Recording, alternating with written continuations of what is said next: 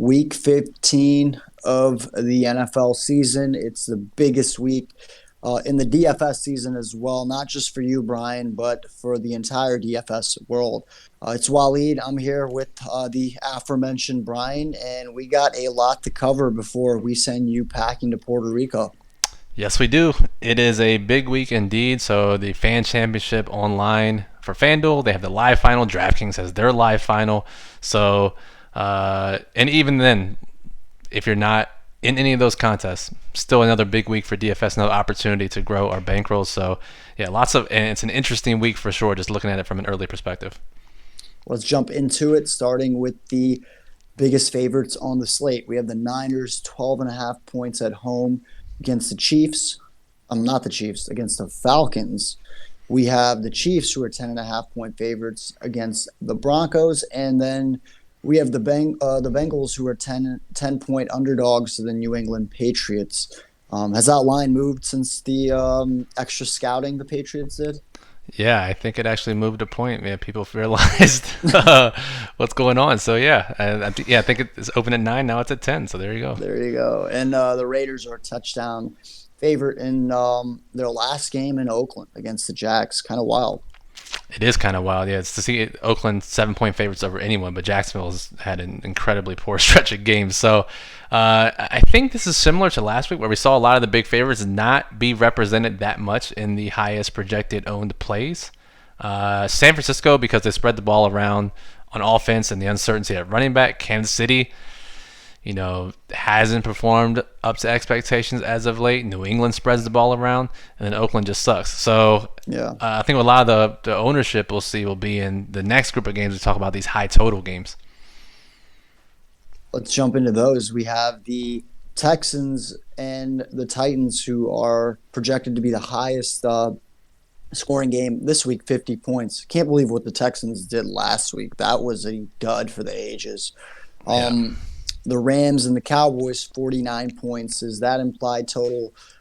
Browns and Cardinals at 48 points. Seahawks and Panthers at 48 points. Bucks and Lions, 47 points. And Niners and Falcons, which we mentioned earlier, at 47 points. So really 6 games that are jumbled very close to the top. Yeah, it makes it a little difficult for high-risk contests, figuring out which games you want to stack, which games you want to get exposure to. The 2 weeks prior to this, we had one total that was a little bit higher than the rest, and then a couple at 47 to 49. This week, like you said, we have 6 in that group, so it's going to be difficult. We're going to have to watch line moves throughout the week. We're going to have to look at which underperforming receivers are part of these stacks. We're going to have to look at how the model spits out these guys. So, we'll talk about each one of these games in a little bit, but to you, do any of them stick out immediately as a game like, wow, I got to stack this game, or I got to get a bunch of players from this game, even if it's your low-risk lineup? Ooh, it's tough because they're all so similar in the sense of, there's firepower on like both sides of the ball. And you could, I don't know, it's just like I look at it and I don't feel over the top about any of these, and I think it just goes in line with what the betting odds are. We do expect some high point totals, but I don't know. For me, the only thing that you can make an argument for is if you think ownership will be under-reflected for one of these games. That's true too, and this type of uncertainty doesn't make me feel great as of Wednesday for my my live final lineup. So we got some work to do. Well, let's at least peel back the onion on who we expect to be the highest owned players by position, and then we can kind of revisit some of these stacks and maybe go through guys we like from them. Yeah. So at quarterback, looks like Mahomes, Dak Prescott, Deshaun Watson, and Ryan Tannehill should be the popular guys. Yeah, not surprising with Watson and Tannehill because they're in the highest total game. Mahomes, we might see his ownership come down again. This is just the early projection on Wednesday, and it changes throughout the week. But if that weather causes that total to drop more, right, I think we'll see him drop out of the top 4 or 5 guys in ownership. Dak's the interesting one to me. In a game that could be high scoring. I know the total's at 49, but if Dallas' offense can keep up and the Rams can keep playing like they've been playing, Prescott has a pretty high ceiling. I guess to you, do you think Tannehill can continue this at high ownership? And because I think he, and it's also in the wide receiver section here, A.J. Brown and Derrick Henry will be popular in this game because they're all in the high total game. But Mm-hmm. do you No, I think? think so. I mean, I still prefer Dak to Ryan Tannehill.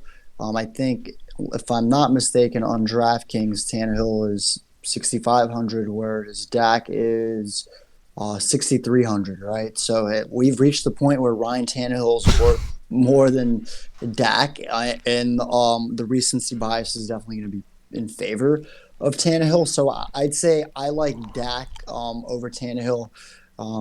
The weather is going to be a big factor in Kansas City. Mainly the wind is what I'd look at. If you see sustained winds above 20 miles an hour, Yeah, that's when it really impacts the game. But if it's just cold and the winds are at like 10 miles an hour and that's one of those things where people can overreact to, true. and you could use in your favor if Mahomes' ownership dips.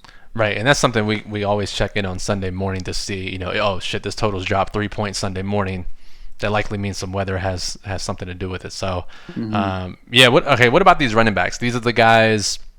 We talk about every week. High owned for a reason. They're gonna get volume. They're likely in good matchups, good spots, good game script situations. And these are guys you want in your lineups, regardless of the type of contest you're playing. So, McCaffrey, who we'll talk about in a second. I'm still not convinced. Saquon against Miami. Chris Carson now with Rashad Penny out against the Mm-hmm. Panthers. Derrick Henry. Josh Jacobs, assuming he plays, is a 7-point home favorite. And then Leonard Fournette in a matchup with Oakland, his high volume. So, thoughts on any of these guys, just in general? Yeah, I mean, first and foremost, Christian McCaffrey. What is he priced at currently? He's at 10K now in DraftKings, I believe, right? Right. So, it's tough. I mean, if you put him in your lineup, you're gonna have to find value elsewhere. So there's no doubt that he's a tier above these other guys as far as just usage, opportunity, his involvement in the passing game. But there is some like when you roster him, you're especially in a high risk contest. You're gonna need a massive game. Like just okay won't cut it. Whereas when I look at guys like Saquon and Chris Carson now with Rashad Penny out and even Leonard Fournette and Josh Jacobs, there's a little more forgiveness there. Saquon has Eli Manning back, who loved checking the ball down to him. True. Although he didn't do that much last week. I don't know if that's indicative of what'll continue to happen. But I still under 8K. Saquon Barkley is still one of these games. He's due for a 25 point plus performance, and maybe against the Dolphins. I mean, So he's due for some regression too, right? So like right. he in the last looking 20 last 99 touches he hasn't scored a touchdown. So Mhm. what better chance than against Miami? Right. And Derrick Henry, I mean, he continues to see his price go up, but he's still, 1,500 cheaper than Christian McCaffrey, right? And I mean, he's been phenomenal. Look, this is a guy where, for what it's worth, it doesn't matter if he catches the ball or not when he rushes for 100 yards and scores 2 touchdowns. So, Yeah. but my personal leaning is to kind of picking two of those guys not named CMC and Yeah. just kind of rooting against a CMC blow up. I mean, I'm still hanging on the fact that they're using him so much with the season lost. Insane. So like in the back of my mind, I always keep thinking that maybe this is the week. I know it's still 3 weeks out, but maybe this is the week they start pulling back a bit on his workload because there's no reason to keep running them out there. So that Mm-hmm. alone makes me sketched out. I think the guy that makes the most sense here, and may end up being the most popular, is Chris Carson with Penny out. Mm-hmm. Panthers worst ranked run defense. Carson's in line for a pretty big game, I think, and I think his ownership will end up reflecting that by Sunday. And Kyle Allen has impacted kind of the way I like. Look, we know that CMC is obviously what the opposing defense is keying on, but when the two receivers that lead the league in most off-target deep balls Yep. are Curtis Samuel and DJ Moore, teams pick up on that and they Yeah. realize, hey, it's okay if these guys beat us deep because He's not they gonna hit the him. ball. Yeah, he's not going to hit him. So, but once again, it's really a pricing decision for me more than anything. And CMC could very well have a slate breaking game. But even if you get CMC right, you're still going to need to hit on a lot of other value picks. That's true. What about receiver? Any who are we looking at so far that we think are going to be popular? Oh, Chris Godwin, right? With Mike Evans out for the season. I don't necessarily know if it's going to dramatically impact the way they use him. Like he'll still see a lot of his routes out of the slot, and it's not like all of a sudden he's going to become the deep ball guy. But it's hard not to like believe that Winston will look for him a little more. Right. It's just not. I don't see it being. I don't see Godwin getting 20 targets next week. Right. But with that said, he is the best receiver in the world. So we got Devontae Adams, who continues to be the only receiving threat in Green Bay, and this offense has been really frustrating if you've had fantasy stock in them. But yeah, he should be popular. You got DeAndre Hopkins. Christian Kirk, AJ Brown trending the right way as he continues. He's the real AB now. Right. And then the matchup, Jarvis Landry gets this Cardinals secondary, and I mean he should see a lot of targets. Yeah, interesting to me is that we have two mini stacks here in popular receivers: Landry versus Christian Kirk, and then AJ Brown versus DeAndre Hopkins. So. Yeah, people are, DFS in general is sharper, and people are picking up on these correlations. So that's interesting there. What else is interesting is that all these guys we've named at every position so far, there aren't really any cheap guys. So I imagine the ownership will be spread out. I don't think we'll see any one guy end up being 40-50% because there are so many guys in good spots and not as much value to help fit them in. Exactly. What about at the tight end spot? Take me through because it looks like it's pretty tilted to guys that we've grown accustomed to. Yeah, pretty much elite options at this point. Darren Waller, George Kittle, Zach Ertz, Travis Kelce, guys you would expect to see be popular. The issue is the Arizona tight end situation is normally a popular target, but we're unsure about David Njoku's workload, so he doesn't appear here. Waller's the guy I like the most out of these popular groups. He hasn't scored, like Saquon Barkley, hasn't scored in weeks, and his targets continue to increase. And the big thing is his usage increases with Hunter Renfrow off the field, which is a really weird situation. But I don't think Renfrow is going to return, and if that's the case, Waller should continue in a good matchup against Jacksonville, get tons and tons of opportunity, and he just missed our underperforming receiver list as a tight end. So talk to me about Tyler Higbee quick, given that he is still only 3.9K on DraftKings, and if Gerald Everett is if he's back in the lineup, I think that definitely changes the equation. But if not, you're looking at a dude who's gotten like 19 targets the last 2 weeks, and he's delivered both times. Is he not going to be a staple in a lot of lineups if we get the word on Everett? He probably will be at that price, especially on DraftKings, and it makes sense because we look at last week. Cooper Kupp and Brandon Cooks both played like less than 40% of the snaps as they ran a ton of two tight end sets, and I think McVay realizes that, especially with Higbee now, his increased role. This may be the way for them to reignite their offense, and so. Especially if Everett's out, it makes a ton of sense. And even if he's in, they'll continue to run more two tight end sets. So Higbee's definitely interesting at that price. Before we jump into some of the sneaky stacks and underperforming receivers, let's quickly run through these high implied total games. And I want you, and this is off the cuff, we didn't prepare for this, so I'm really judging your gut here. I want you to give me one player from each game that you think is going to be under the radar and has an opportunity to deliver a high upside performance. Let's do it. Texans and the Titans. Hopefully Will Fuller is active. If he is, I'll say him. If not, Kiki Kuti had 8 targets last week, and as attention may be on DeAndre Hopkins, I would be inclined to go QT in this high total game. Nice. Rams and Cowboys. Good question here. We know Woods is now the number 1 receiver, apparently. I'd probably lean towards Dallas' side and go with Michael Gallup. I think Jalen Ramsey will shadow Amari Cooper. And while I think Cooper can certainly beat Ramsey, that generally dictates how opposing offenses throw the ball. So I think Gallup will get more targets in that situation. Browns and Cardinals. If we said Landry's going to be popular, I'm going to go back to the fucking well and say Odell.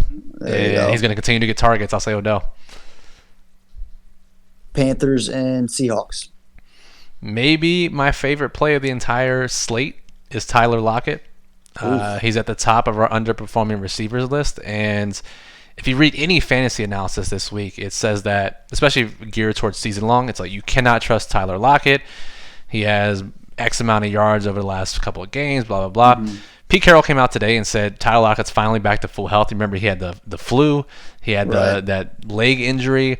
Back to full health. He had over 100 air yards last week. Completely underperforming his opportunity, and I think people are box score watching here. Yeah. I love Lockett in this game.